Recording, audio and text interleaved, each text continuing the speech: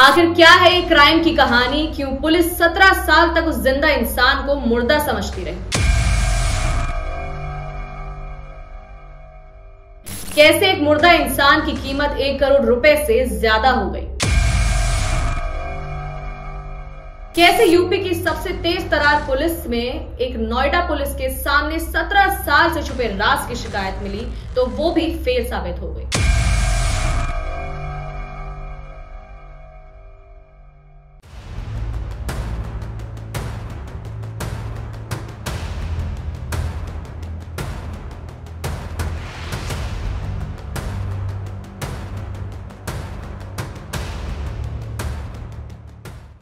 अगर आपने crime thriller film Drishyam देखी है तो इस रियल क्राइम को दृश्यम रिटर्न्स कह सकते हैं। दृश्यम फिल्म में क्राइम होने के बाद उसे छुपाने के लिए नई नई साजिशें रची जाती हैं, लेकिन इस वारदात को 21 साल पुरानी साजिश से अंजाम दिया गया। इस वारदात को पूरी तरह से जानेंगे, लेकिन उससे पहले स्वागत है आपका जीवन 24 के डिजिटल प्लेटफॉर्म पर। इस साजिश का पहला हिस्सा था एक मासूम बच्चा। उस बच्चे को पहले 18 साल की उम्र यानी उसके बालिग होने का इंतजार किया गया। फिर लगातार 4 सालों तक उसके नाम पर अलग अलग इंश्योरेंस कराया गया। फिर वही लड़का जब 22 साल का हो गया तब ये अचानक उसकी मौत हो जाती है। मौत को द बर्निंग कार का नाम दिया गया। उस कार में एक जली लाश मिलती है जिस्म पर सिर्फ हड्डियों के ढांचे बचे थे, लेकिन उसकी पहचान होती है। फिर अंतिम संस्कार भी होता है।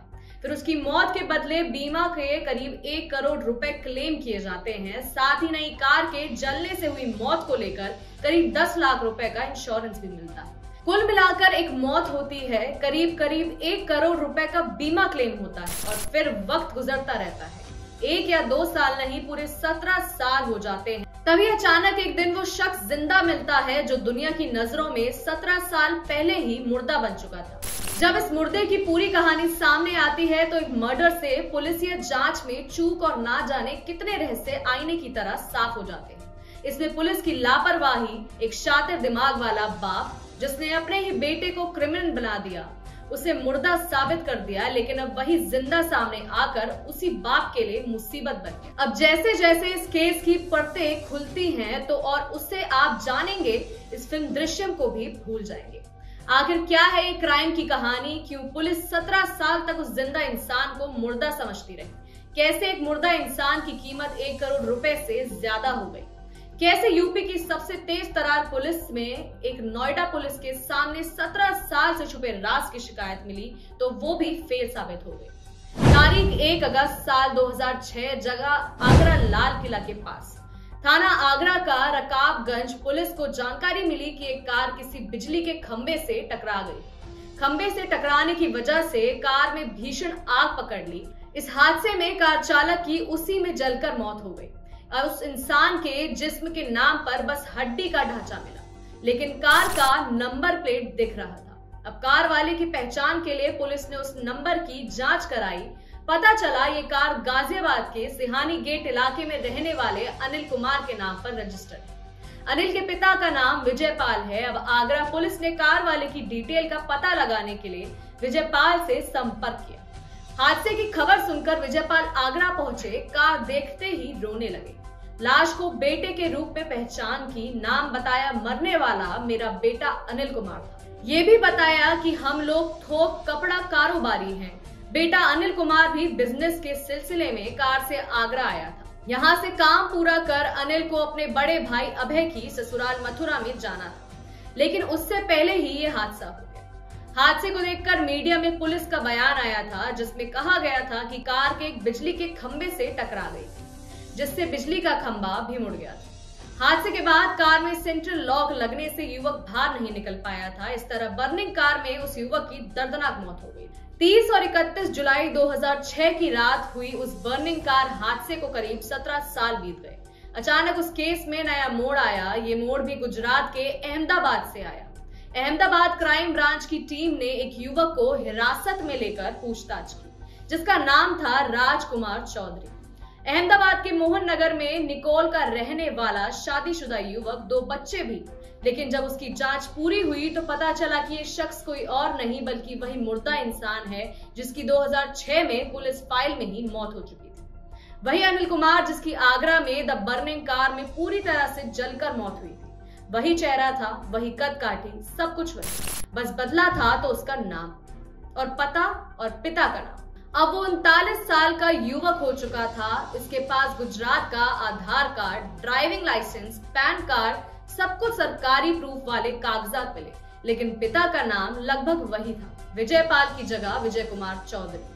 अब अनिल कुमार उर्फ राजकुमार चौधरी की सारी पोल खुलने के बाद उसने सब कुछ सच सच बताना शुरू कर दिया। उसने बताया कि सारी साजिश उसके पिता विजयपाल ने रची थी।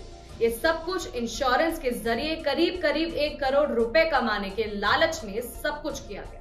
लेकिन बर्निंग कार में किसकी मौत हुई, इसके सवाल पर उसने बताया कि वो भिखारी था।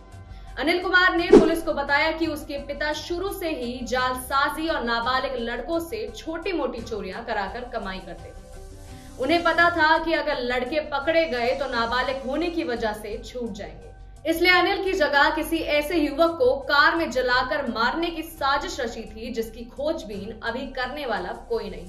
आगरा में जिस कार में जली हुई एक लाश मिली थी वो भिखारी की थी। वो भिखारी रोजाना गाजियाबाद के रेलवे स्टेशन के आसपास भीख मांगता था। उम्र करीब 30 साल के आसपास थी। उसके परिवार में कोई नहीं था, बिल्कुल अकेला। इस बारे में अनिल के पिता विजयपाल ने गाजियाबाद स्टेशन के पास वाले एक चाय वाले को भी अपने साथ मिला लिया था। उसी से भिखारी की मुखबरी कराई थी। इसके बाद उस भिखारी को टारगेट किया और बताया कि वो उसे अच्छा खाना खिलाएंगे, कार से घुमाने भी ले जाएंगे। इस तरह 30 जुलाई 2006 को उसी भिखारी को साथ लेकर नोएडा होते हुए आगरा पहुंचे थे। साथ में अनिल, उसका पिता विजयपाल दोनों भी थे। आगरा में काफी घूमने के बाद इन्हें रकाबगंज एरिया में एक सुनसान जगह पर मुड़ा हुआ बिजली का खंभा दिखा था, इसलिए इन लोगों ने उसे ही सबसे सही जगह चुना। इसके बाद भिखारी को साथ लेकर कहीं दूर गए और उसे खाने में नींद की दर्जनों गोलियां मिलाकर खिला दी। जब भिखारी बेहोशी की हालत में आ गया तब उसको कार में लेकर अंधेरा होते ही उसी जगह पर ले गए। मौका देखते ही कार को फिर से उसी खंबे से टक्कर कराई। इसके बाद उस कार में पेट्रोल लगाकर आग लगा दी।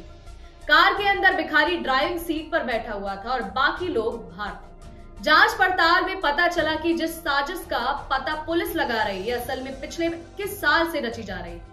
अनिल जैसे ही 18 साल का हुआ था उसके पिता विजयपाल ने LIC से जुड़ी पॉलिसी लेनी शुरू की। अनिल के नाम पर अगले 1 साल में कुल 4 पॉलिसी ली गई, जिसमें पिता विजयपाल को ही नॉमिनी बनाया गया।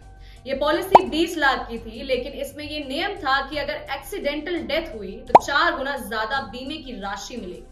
यानी 20 लाख रुपए का बीमा है तो 80 लाख रुपए मिलेंगे। अब इस साजिश को रियल बनाना था, इसलिए ये लोग 4 साल तक उस इंश्योरेंस का प्रीमियम भरते रहे।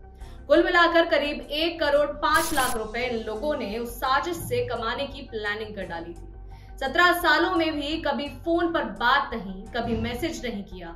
PCO से बात और रेलवे स्टेशन पर मुलाकात होती रही। नोएडा पुलिस ने जब कोई एक्शन नहीं लिया तब इस बारे में अहमदाबाद पुलिस को जानकारी दी, लेकिन अहमदाबाद की क्राइम ब्रांच टीम ने इसे गंभीरता से लिया और पूरे केस का खुलासा कर। अभी के लिए बस इतना ही। ऐसी क्राइम से जुड़ी हुई सच्ची कहानियों के लिए बने रहिए हमारे साथ और देखते रहिए G1 24 का डिजिटल प्लेटफॉर्म।